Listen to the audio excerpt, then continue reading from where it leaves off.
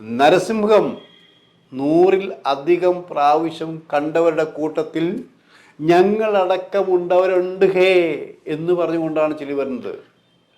ആ നരസിംഹത്തിൻ്റെ റെക്കോർഡ് ഭേദിക്കാൻ ഇന്നേ വരെ ഒരു മലയാള സിനിമയ്ക്ക്, എന്തിന് ലാലിൻ്റെ സിനിമയ്ക്ക് പോലും കഴിഞ്ഞിട്ടില്ല. ആ നരസിംഹം അതിമാനുഷിക ശക്തിയുള്ള കഥാപാത്രമാണ് എന്നൊക്കെ പറഞ്ഞ് തരം താഴ്ത്താൻ ശ്രമിച്ചെങ്കിലും ആ സിനിമയുടെ ഒരു സെക്കൻഡ് പോലും ബോറടിപ്പിക്കാൻ പറ്റിയിട്ടില്ല. അഭിനയം കൊണ്ടും ലാല് മാത്രമല്ല തിലകനും നമ്മളെ സന്തോഷിപ്പിച്ചില്ലേ, അങ്ങനെ ജഗതിയില്ല, അങ്ങനെ എത്ര പേരുണ്ടായിരുന്നു. മാത്രമല്ല അതിൽ മോഹൻലാൽ പറഞ്ഞു നീ പോ മോനെ ദിനേശ എന്ന് പറയുന്ന സംഭവം അത് കേരളം ഏറ്റെടുത്തില്ലേ.